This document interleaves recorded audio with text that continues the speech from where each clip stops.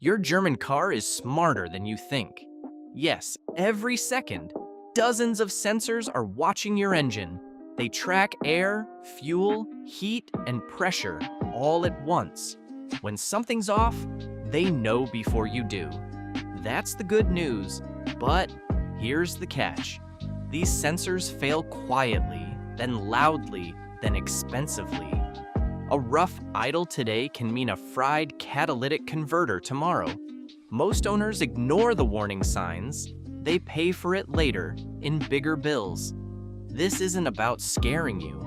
It's about 7 tips that actually work. Real stories, real fixes. Let's get into it. Tip 1. Don't ignore a rough idle timestamp. So, you're at a red light.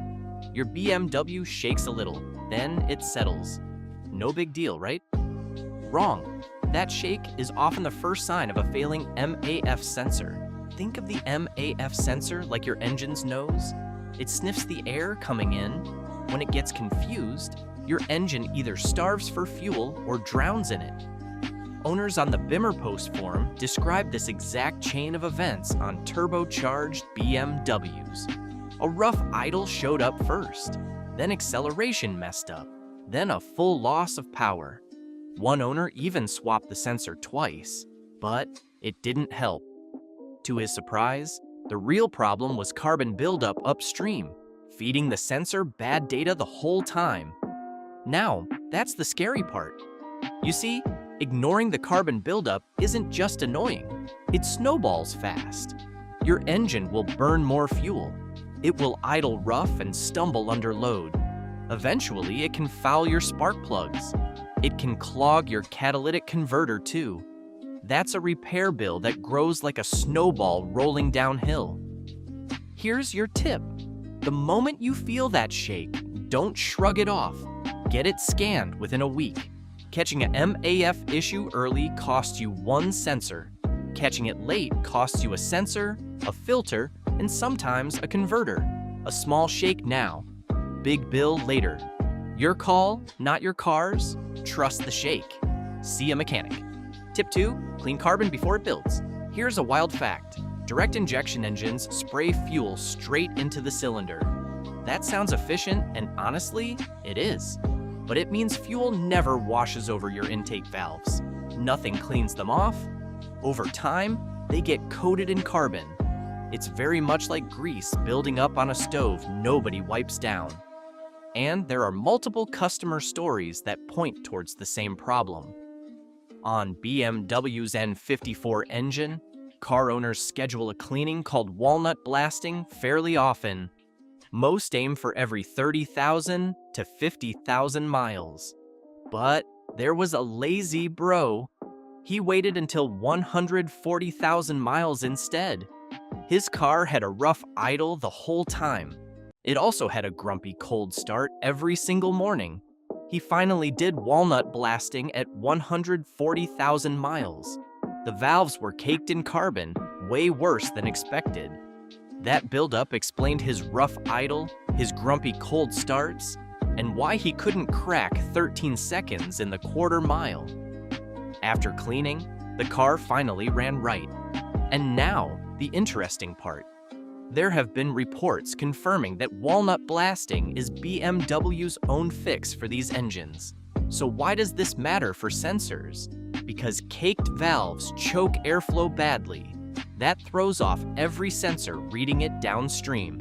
Your MAF sensor isn't lying to the computer. It's reporting bad air accurately and faithfully. That's the sneaky part of this whole problem. You keep replacing sensors that were never actually broken. Meanwhile, the real culprit sits untouched behind your intake manifold. Don't wait for a rough idle to remind you. Ask your mechanic about a carbon check near 50,000 miles. It's cheaper than chasing ghosts for years. Let the clean valves breathe. Your sensors will stay honest. Everybody wins. Tip 3. Your air filter matters. Your air filter isn't glamorous. Nobody brags about it at a car meet, but it's standing guard right in front of your MAF sensor. Think of it as a bouncer at a club door. When the bouncer slacks off, trouble walks straight past him. Dirt, dust, and debris land right on your sensor's delicate wire element. Audi owners describe this pattern constantly across multiple forums. A clogged filter lets contaminants through easily. As a result, the MAF sensor gets coated bit by bit. Readings drift, slowly at first, then noticeably. The check engine light eventually turns on. Owners then spend money replacing the sensor. A $15 filter would have stopped the whole thing. So, a dirty filter doesn't just risk your sensor. It also chokes your engine's airflow directly. That cuts power and mileage before any light appears. You won't always notice this happening either. It's quiet and gradual, like a slow leak in a tire. By the time you feel it, you're already behind on the fix. So don't wait around for a warning light. Check your filter every oil change without fail. Swap it every 15,000 to 20,000 miles. Go sooner if you drive dusty roads often. It's the cheapest insurance policy your engine owns. Skip it, and you're leaving your front door unlocked, hoping nobody notices for years. Tip 4. Never trust cheap scanners. Here's something that trips up a lot of owners. You plug in a generic scanner from an auto parts store. It spits out a code. You buy the part it points to. The light comes back days later. Sound familiar? On the E46 Fanatics forum, one owner chased a MAF code for weeks straight. He used a cheap reader the entire time. Turns out the real issue was a corroded connector pin. The sensor itself was completely fine all along. A properly programmed scanner would have flagged that instantly. German brands like BMW, Audi, and Mercedes each run proprietary systems. A generic scanner is like using a flashlight to read a coded book. It shows you something, just never the full picture. Guessing from incomplete data gets expensive fast. Owners end up swapping MAF sensors, oxygen sensors, even injectors. They replace parts one at a time, hoping something finally sticks. That's a costly game of trial and error. Here's the fix, plain and simple. Find a shop with brand-specific diagnostic tools ready to go. It costs more upfront, usually around $100 to $150 for one session. But it saves you from buying 3 parts to fix one real problem. Cheap tools give cheap, incomplete answers every time. Your engine deserves better than a guess based on generic codes. Pay for the right read once. Skip the guesswork spiral entirely. Tip 5. Flashing light means stop timestamp. A solid check engine light means drive carefully and book service soon. A flashing light means something very different entirely. It's your engine screaming, not whispering politely. A flashing light usually signals a severe misfire happening right now. Unburned fuel dumps straight into your exhaust system. That fuel then ignites inside your catalytic converter, cooking it from within. Think of it like leaving your oven on broil, door wide open. Something in there is going to melt. Repair shops that specialize in German cars are blunt about this exact scenario. Keep driving on a flashing light, and small problems escalate quickly. A simple sensor issue can turn into full converter damage. That repair often costs many times more than the sensor ever would have. That's the FOMO nobody talks about enough. You don't miss out on a deal here. You miss the chance to stop small damage early. So here's your simple rule going forward. Solid light, drive gently to your mechanic soon after. Flashing light, pull over immediately and shut the engine off. Call for a tow instead of pushing forward. It feels dramatic sitting there on the shoulder.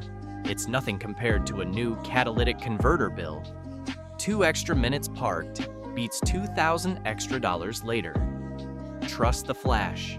Every single time it happens. Tip 6. Short trips hurt sensors.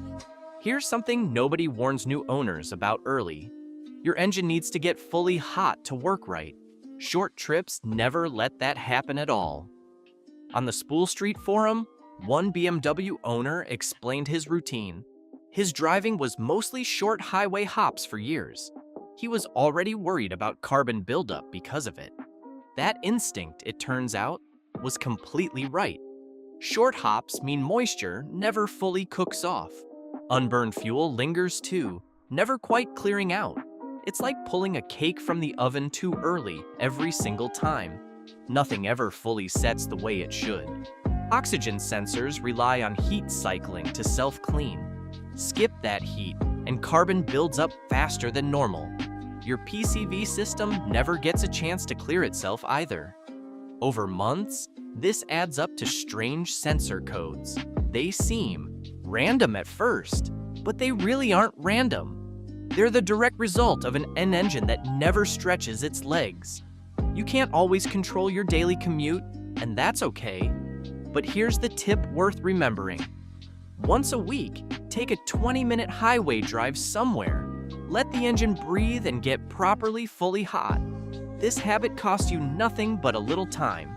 It quietly protects sensors that would otherwise wear out early. Your engine isn't asking for much here. Just one real run a week. That's it. Tip 7. Check wiring before blaming sensors. Here's a plot twist most owners never expect. Sometimes the sensor was never actually broken. On that same E46 Fanatics thread from earlier, one user dug deeper.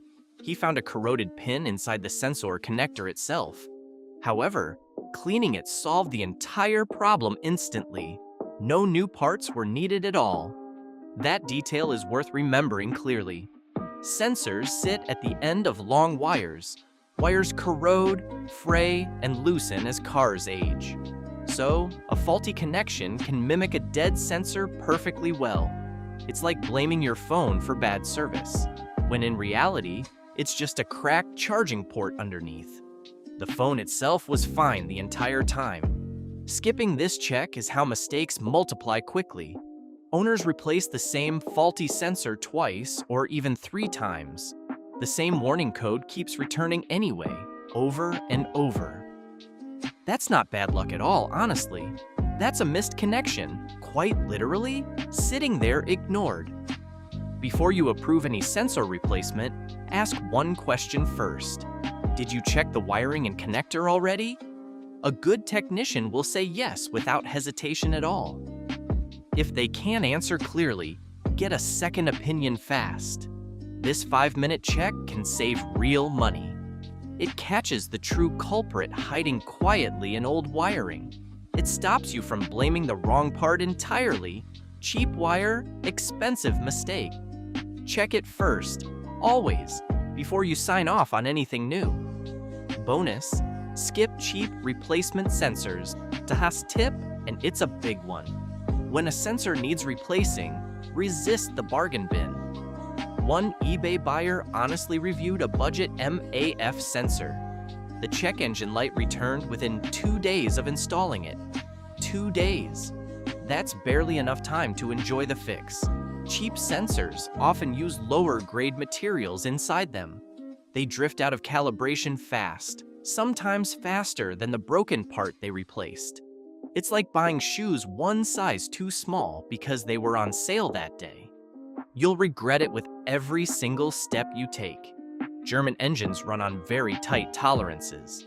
They expect precise data, not close enough guesses from a discount part.